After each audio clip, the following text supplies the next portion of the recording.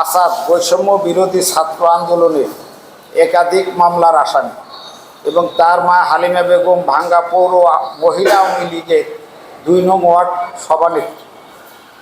আমাকে 3টি বছর উক্ত মিথ্যা হত্যা মামলায় কারাবরণ করতে হয়েছে। 2021 সালে মাসুদ হত্যা মামলায় আমাকে সহ আমার পরিবারের সদস্য এবং সমর্থকদের জড়িয়ে ক্ষমতার অপব্যবহার করে ষড়যন্ত্রমূলক ভাঙ্গা থানায় একটি হত্যা মামলা দায়ের করে, যার সঙ্গে আমি আমার পরিবার ও সমর্থক কেউই জড়িত নয়। প্রিয় সাংবাদিক ভাইরা, আপনারাই জাতির বিবেক।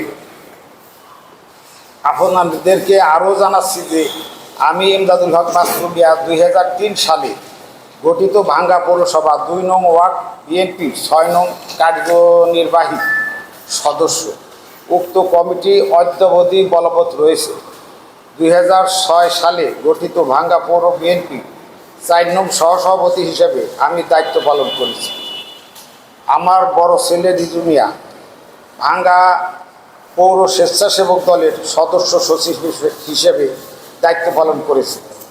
আমার নাতিন প্রিন্স মাতুব্বা সহ আইন বিষয়ক সম্পাদক ফরিদপুর জেলা ছাত্র দল। এছাড়া আমার ভাতিজা খন্দকার ইকবাল হোসেন সেলিম ভাঙ্গা উপজেলা বিএনপির পরপর 3 বার সফল সভাপতি হিসেবে দায়িত্বরত।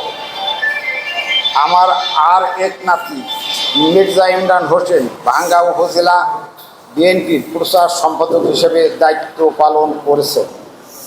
অত্যন্ত পরিতাপের বিষয় হচ্ছে নিষিদ্ধ ঘোষিত আওয়ামী লীগের যুগ্ম সাধারণ সম্পাদক সদ্য কারামুক্ত আসাদুজ্জামান আসাদ বৈষম্য বিরোধী ছাত্র আন্দোলনের একাধিক মামলার আসামি এবং তার মা হালিমা বেগম ভাঙ্গা পৌর মহিলা আওয়ামী লীগের 2 নং ওয়ার্ড সভানেত্রী।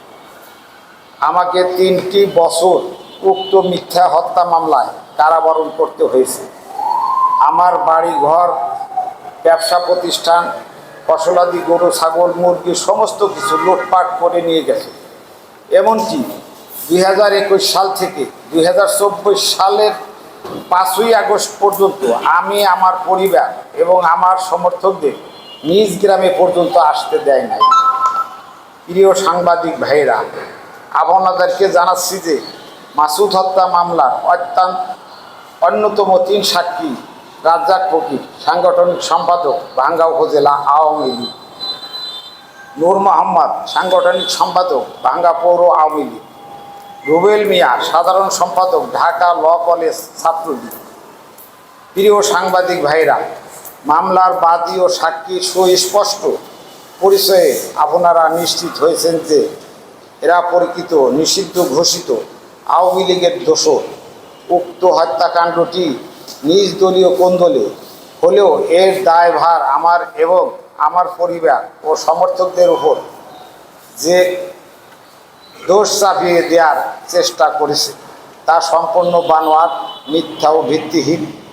আশা করি আপনারা সংবাদ মাধ্যমে খবরটি প্রচার করে এই জালিমদের মুখোশ উন্মোচন করতে সাহায্য করবেন।